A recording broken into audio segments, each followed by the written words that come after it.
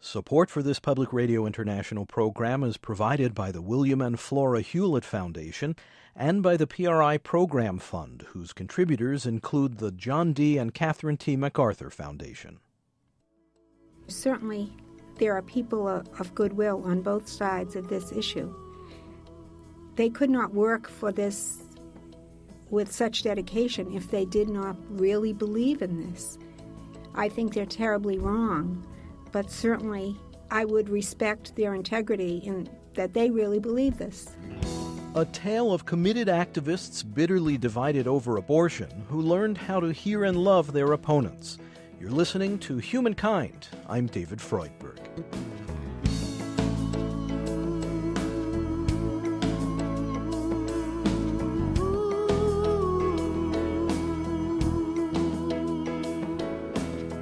It's been called a clash of absolutes. People who believe that a pregnant woman has a fundamental right to control her own body are fervently disputed by those who feel that abortion is nothing less than the taking of human life.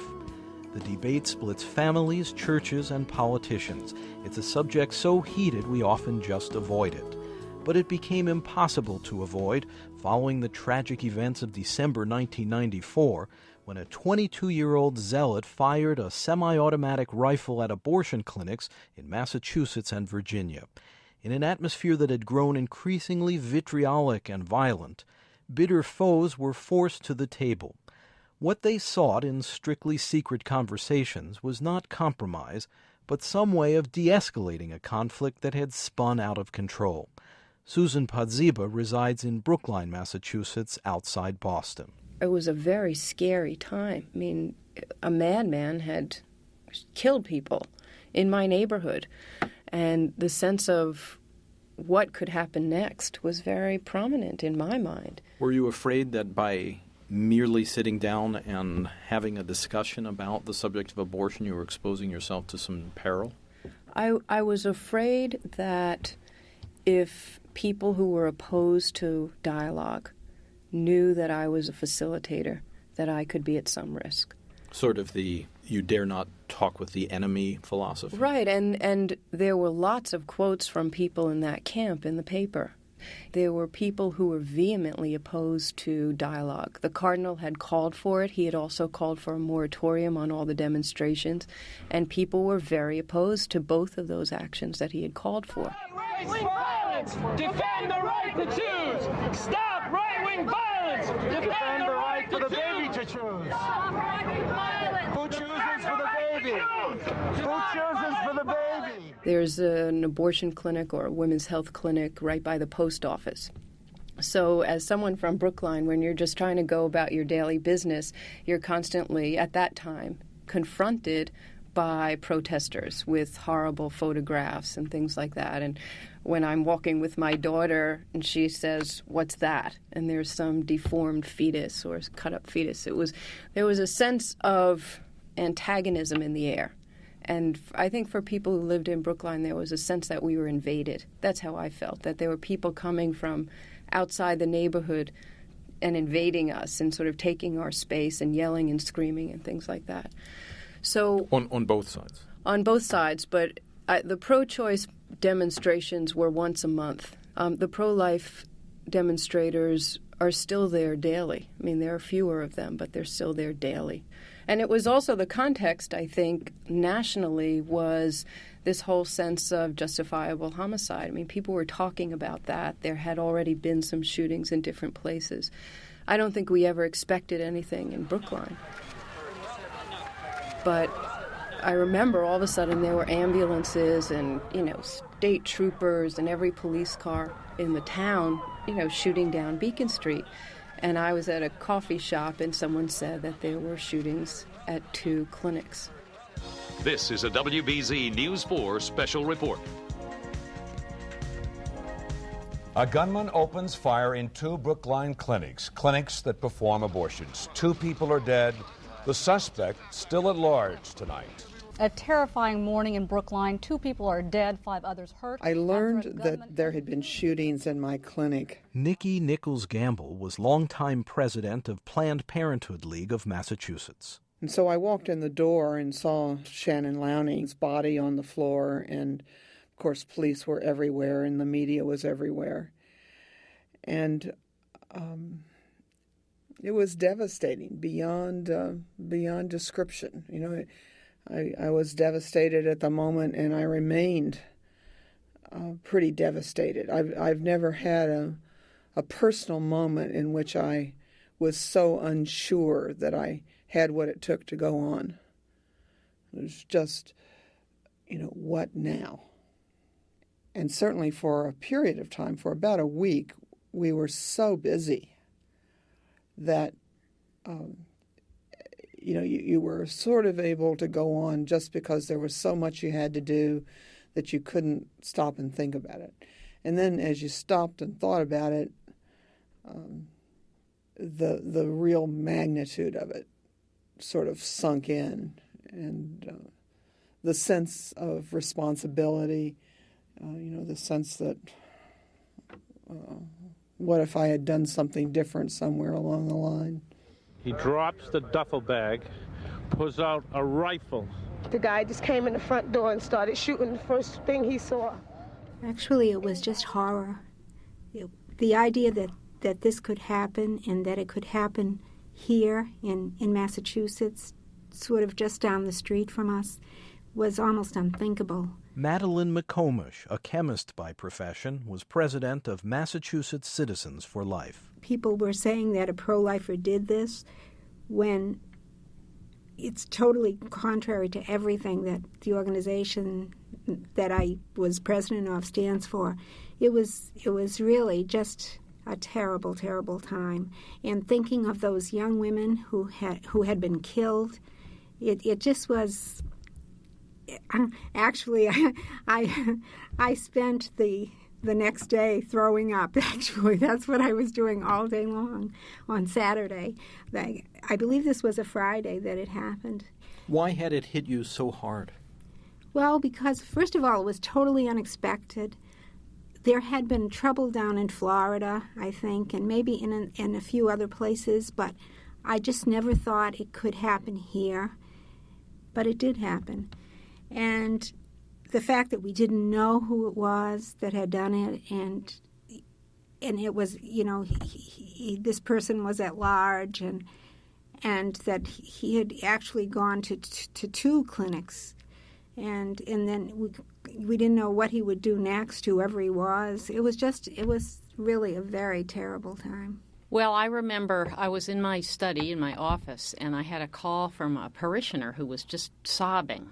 The Reverend Ann Fowler is rector of St. John's Episcopal Church in the Jamaica Plain section of Boston. She said, "Have you heard what's happened?" And I said, "No." And she told me about the shootings. And she was a young woman who had been a very active and continues to be a very active pro-choice person, and knew my sympathies in that direction. And it was just a nightmare.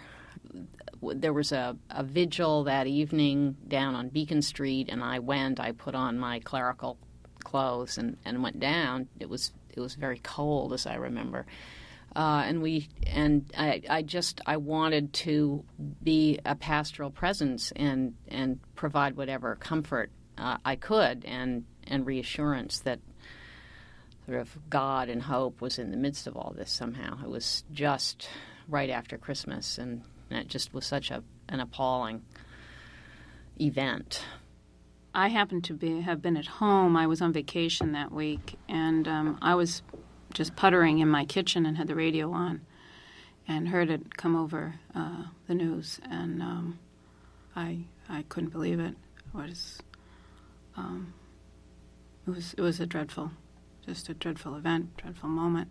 Barbara Thorpe has, since 1995, directed the pro-life office of the Catholic Archdiocese of Boston. I immediately called the Cardinal's residence to tell Cardinal Law what had happened, and he was equally devastated by it and appalled.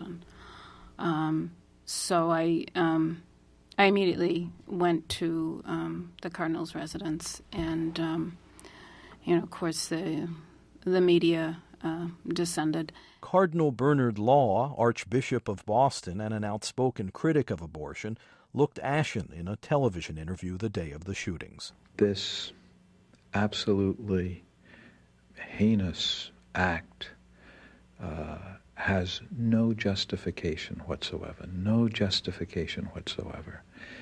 It is in direct contradiction, for example, to all that the pro-life movement stands for. It was a terrible day. It was a very, very, very dark day. And to sit here now and to have had the experience that we have had together, I could never at that moment have thought it possible. But in that, I think out of the level of human need, we needed to talk to each other. We needed to have, kind of, I suppose, somewhat of a shared healing or a healing journey. That, in some ways, I think that's what part of the dialogue has been about.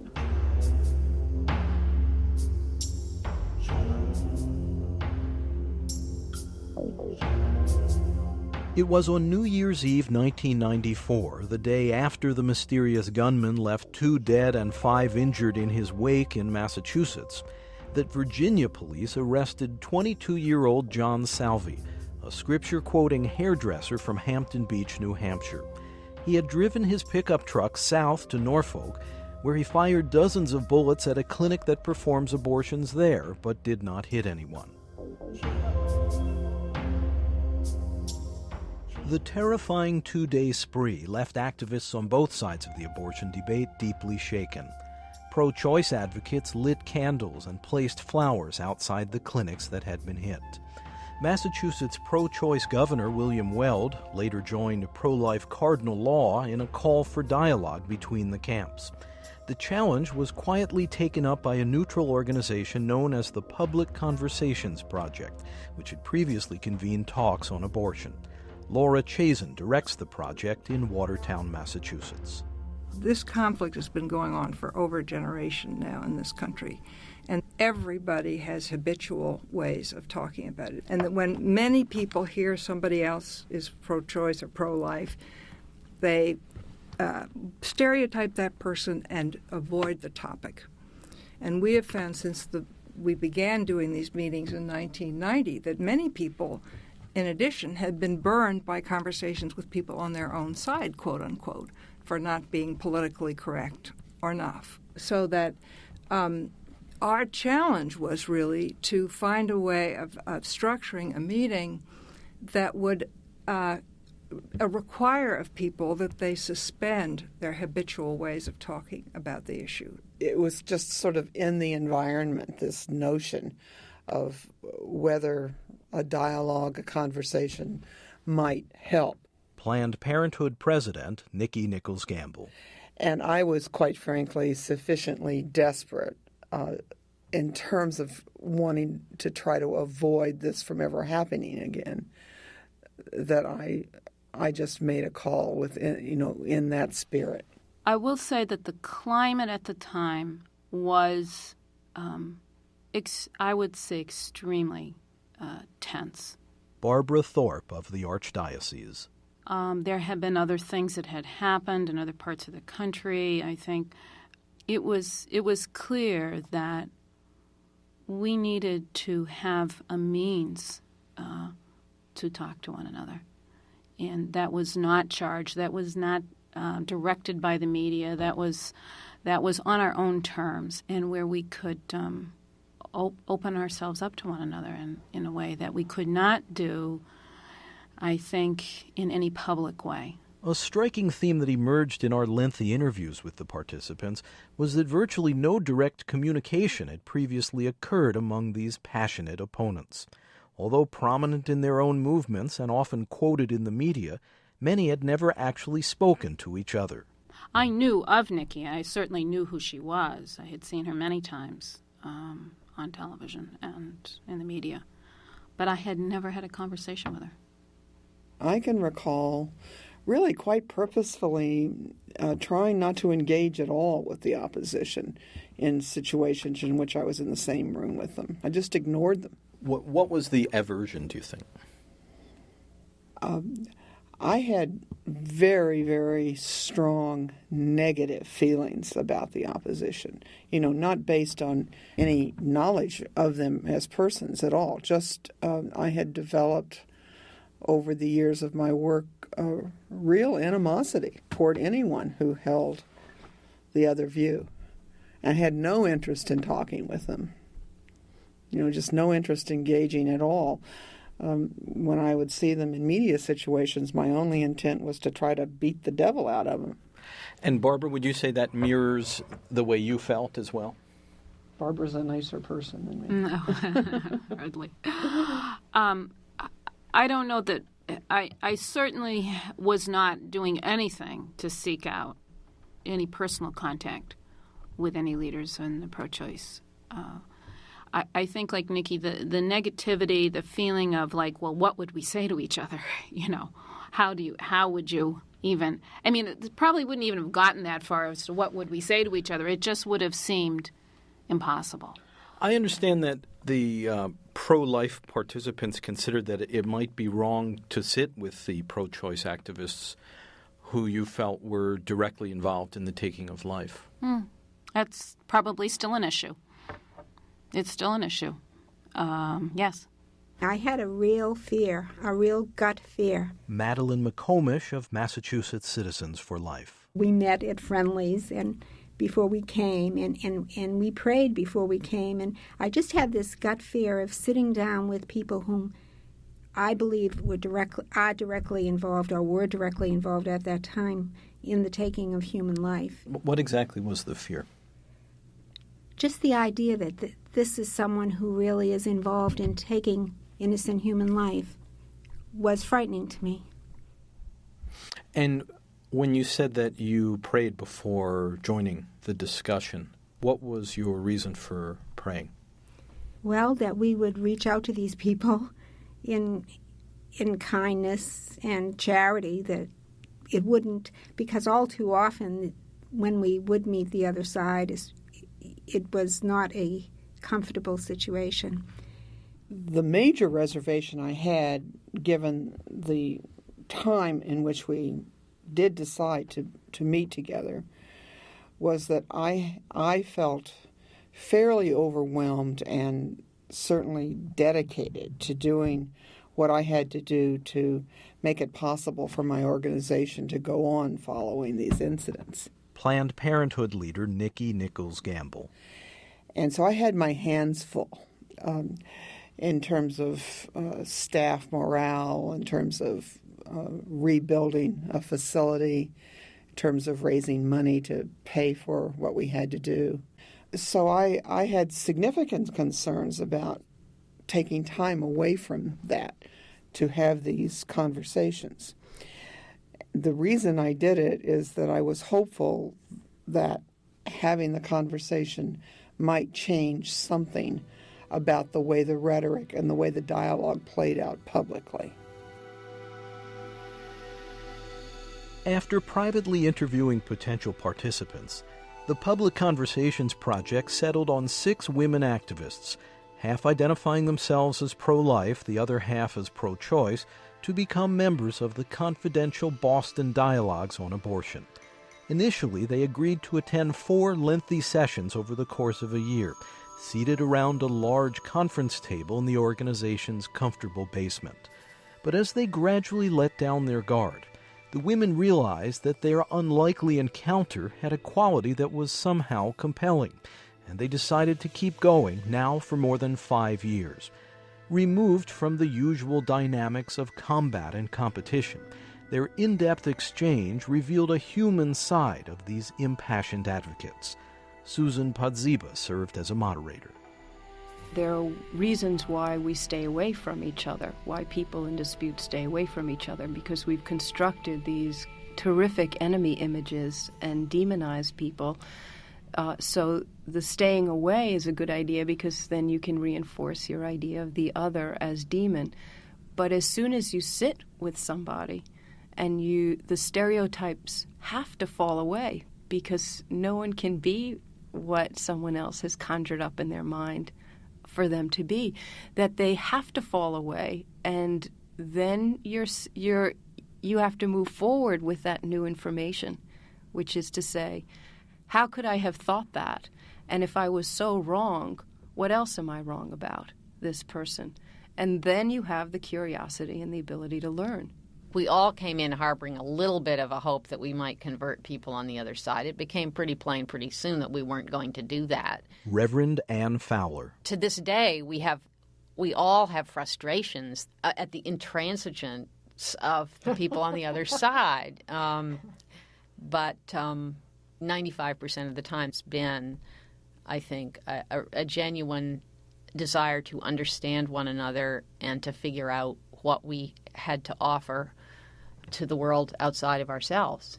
My first reaction was astonishment, actually, at the vast, what I perceived as the vast difference. Madeline McCormack of Citizens for Life. And then came the pretty much sad conclusion that we really were never, ever going to agree on this issue.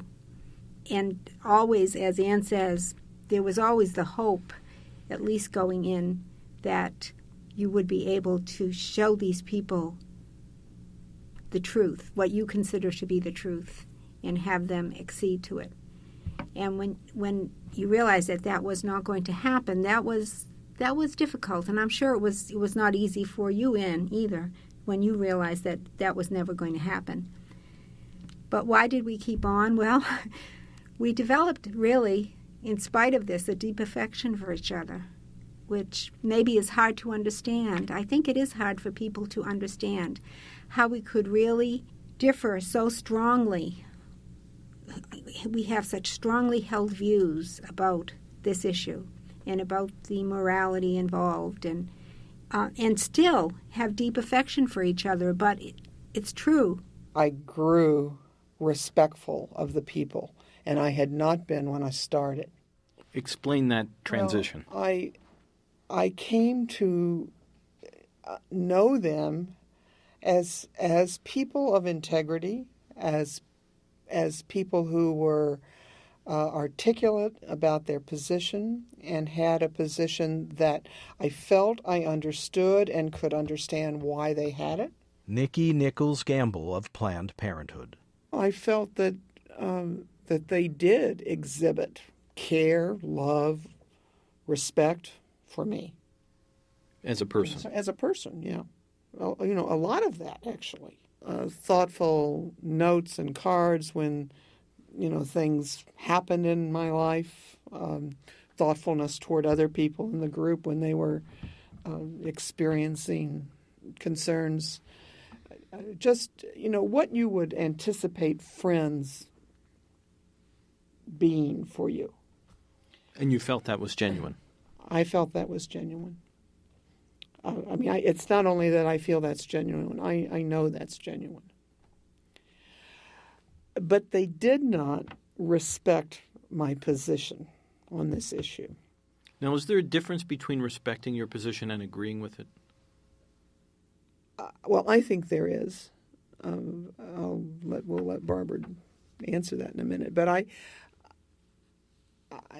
don't agree with their position, but I actually have a substantial respect for it, except for one part of it, and that is that they don't respect mine. That's where, for me, the rubber hits the road. I don't have any trouble respecting them as people, respecting the position they hold on this issue. But the fact that they want to make the world a place where my position is illegal is something that I find abhorrent. And for me, it starts to push the issue of what does it mean to respect a person and not a position. And what does that mean? And I haven't, that's the one thing I'm really grappling with right now. I think kind of this question is very painful. Barbara Thorpe of the Archdiocese of Boston. It goes to the question you asked me earlier about being in the same room. And there's no way that I can respect Nikki's position, and I can't. You consider it just deeply immoral? Mm-hmm. It would be if you told me, or Nikki told me, that she supported slavery. I could not respect that position. And so the thing that I suppose is the kind of hard, or the inexplicable, the mystery of this is, as passionate as I feel about that, as deeply as I feel about that and believe about that, I really care about Nikki. And that care is a respect for her in her person and who she is, but not what she believes about abortion, no, and even what she practices. And so it causes us a lot of pain.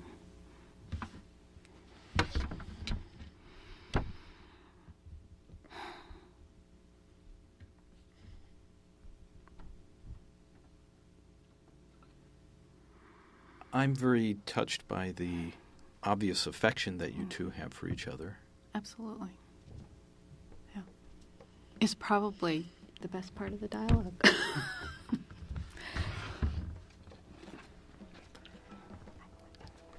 Everybody's, I think, going to break out their handkerchiefs now. I got some.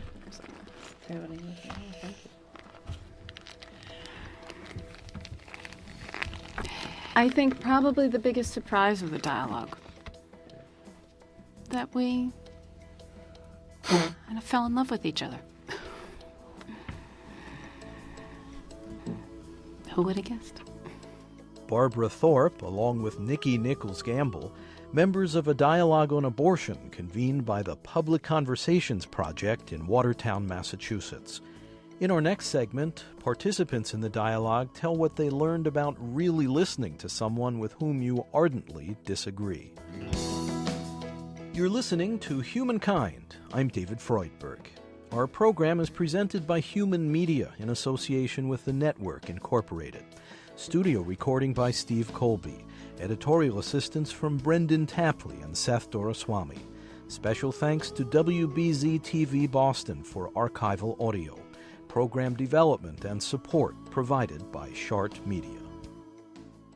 We're distributed by PRI, Public Radio International. If you'd like to purchase a cassette copy of Humankind by phone, please call toll-free 1-800-5-LISTEN. That's 1-800-5-LISTEN. To learn more about this and our other programs, and to hear selected episodes online or to order tapes online, check our website, humanmedia.org. That's humanmedia.org. We'll give that again in a moment. Funding for this program is provided by the William and Flora Hewlett Foundation. Additional support comes from this station and the Public Radio International Program Fund, whose contributors include the John D. and Catherine T. MacArthur Foundation. Again, for tapes of Humankind, call 1-800-5-LISTEN, and our web address is humanmedia.org. This is Humankind program number 42, Uncommon Ground, Part 1. Thanks very much for listening. PRI, Public Radio International.